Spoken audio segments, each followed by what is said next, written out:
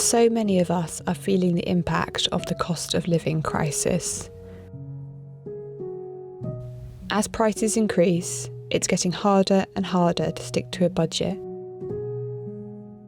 This can add a lot of stress to our lives.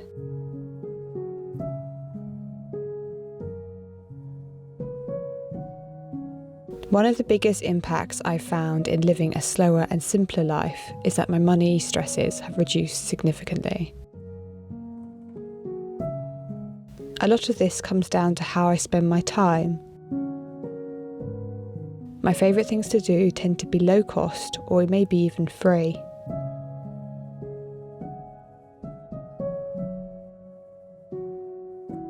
Spending time in nature is top of this list.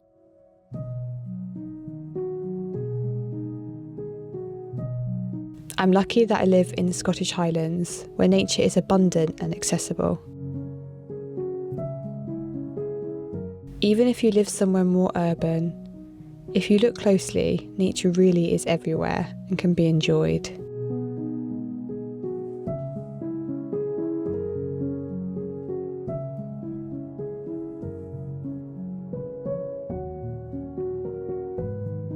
Not only does this save me money, but it has such a positive impact on my mental and physical health.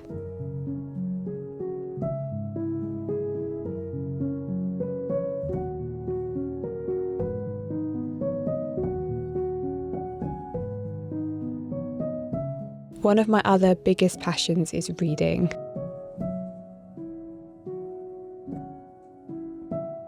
To keep costs down, I borrow most of my books from the library.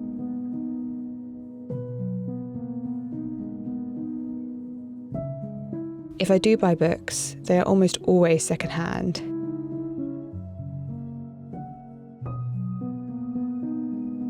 I find that this has the added benefit of avoiding screen time and all those tempting adverts. As many of you know, I love the library. It's one of my favourite things to do is go to the library and spend very long time in there looking through all the books and selecting some, and it's just a fantastic resource. And for someone who likes to read a lot, it just means I've always got something to read. And I also borrow from friends, so I've got obsessed with everything Marianne Keyes has written currently. So I said this to a friend and she had 2 books that she could lend me, which is great. And I think the thing with borrowing from friends is you also have their reference, so they're more likely to know what you like. So it's just great, particularly if you don't maybe live as close to a library. Then yeah, it's a great idea. And I'm currently reading this, which I borrowed from a friend, The Cartographers, I think that's how you say it, which is really good. I'm really enjoying it. It's all about maps, essentially. It's fiction.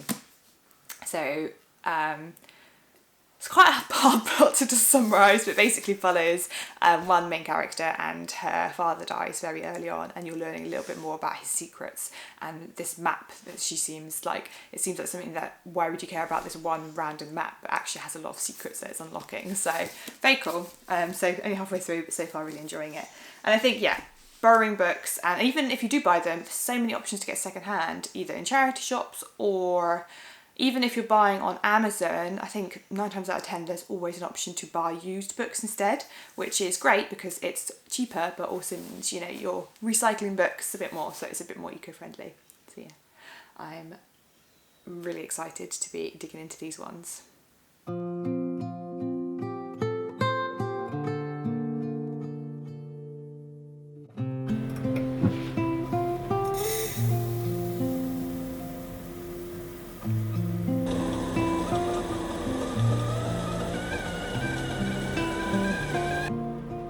Cooking from scratch is almost always cheaper and a healthier option.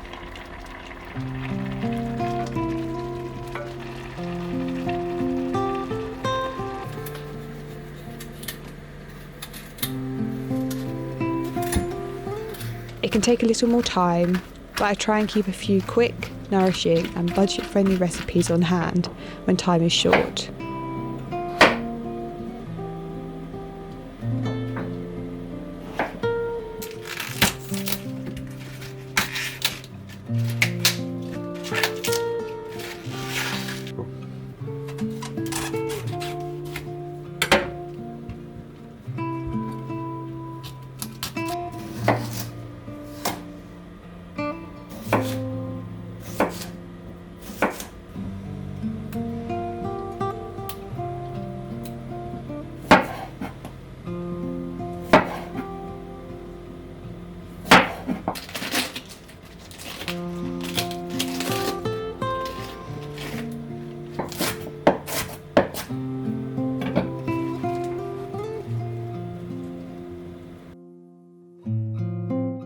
Meal planning, prepping and cooking in bulk means I can make my money stretch further, with the added bonus of avoiding food waste.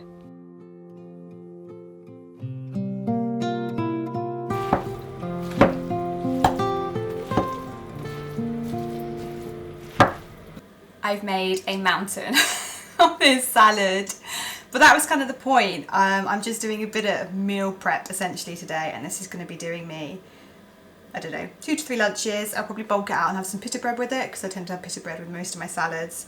And this is inspired by a recipe by Pick Up Limes, but I've just adjusted it to what I have in the house already. So it's essentially a pesto. It's meant to be a pesto couscous salad, but I didn't have couscous, so I had bulgur wheat. So I use that instead, and I think it's a higher nutrient quantity in bulgur wheat anyway. And then I just added in salad things I had anyway, so instead of like greens I added in like iceberg lettuce. It's cheaper anyway, not as nutritious but still good, and cherry tomatoes, cucumber that needed eating. I did buy some basil. I'm going to try and grow my own basil again in the warmer months, and my own herbs again, because that does keep costs down. And then I did buy the lentils pre-cooked. I just always have something like that in my cupboard, but cooking them from scratch, which I sometimes do, would probably be even cheaper.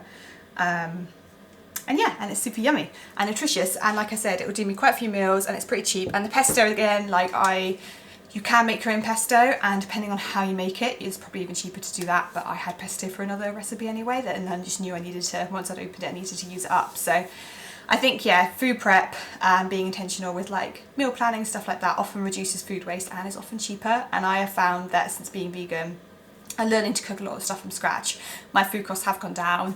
Admittedly, obviously, costs at the moment are through the roof, food included, but I'm still managing to keep a reasonable budget when it comes to food, and a lot of that is to do with cooking from scratch. But yeah, it looks super yummy. And I also did a bit of dinner prep, so I just roasted some cauliflower and squash for a curry I'm doing later, and that is a dead cheap recipe actually. So it's just those veggies with lentils and just garam masala. I think it's pretty much the only spice, which most people have anyway. So I'll link that one down below, because I got the recipe online. I'll link both down below so you can have a look at what I've been making. But yeah, feeling productive, but I am now starving, so I'm going to have some lunch.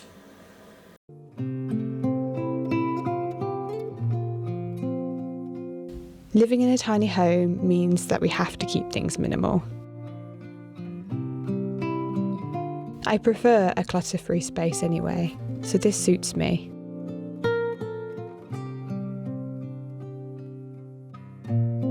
Every purchase is carefully thought through, and I cut costs where I can, such as making my own cleaning products. Most of my wardrobe is also second-hand. I keep a minimal wardrobe, which keeps things simple, and also means I rarely buy clothes and can afford to invest in more expensive pieces from sustainable brands when I need to.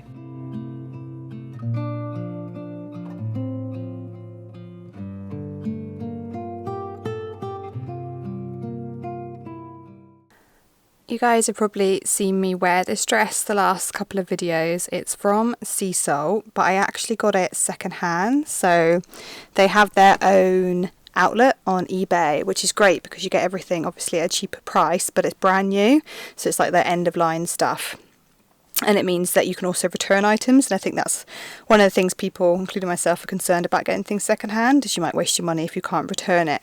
But this is great. I've worn it loads, and that's another thing to consider if you want to get things on a budget and also higher quality things. Then look for brands. I know like Lucy and Yak have their own Depop store, and I'm sure there's others. So yeah, it's worth having a little look around to see if you can get cheaper options of the clothes you really like.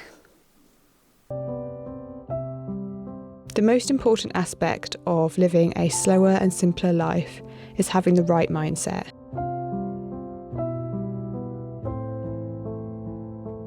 This means that I'm intentional in how I spend my time, what I buy, and I practice gratitude daily, so I can really appreciate the wonderful life I already have. I use the app Aura now for all my meditations, and they've also got loads of other stuff on there. It's like an overall mindfulness app, and they've got loads of stuff if you struggle to sleep. It really helps with that as well. And they've got like life coaching, sounds, breath work, therapy, tons. So I am a big fan, and I'm actually now a brand ambassador for Aura, which is really exciting. So it also means that I always have a link in my description below my YouTube videos where you can get a discount if you want to try it, and also a free trial if you do. So it's not sponsored, but I just thought I'd let you guys know in case you haven't clocked that if you want to try it out. But meditating and practicing gratitude I think is really important, and staying mindful and realizing how much we already have in our lives. And I think it's very easy to always be wanting more and more and more, which often means spending money. So if you just take a step back and realize what you've already got, it can be that barrier between spending unnecessary money maybe. But I hope you enjoyed this week's video. I hope it gave you a bit of inspiration maybe, or some tips or ideas of how I save money by also living slowly and simply, which aligns with my values, and it all kind of mixes in together.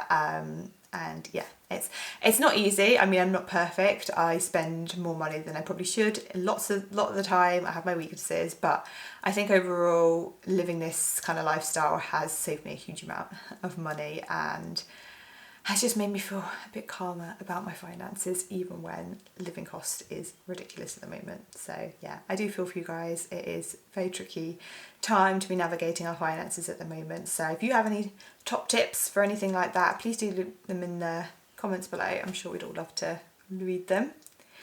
But again, thank you very much for watching. I really appreciate your continued support on this channel, and I will see you guys next week.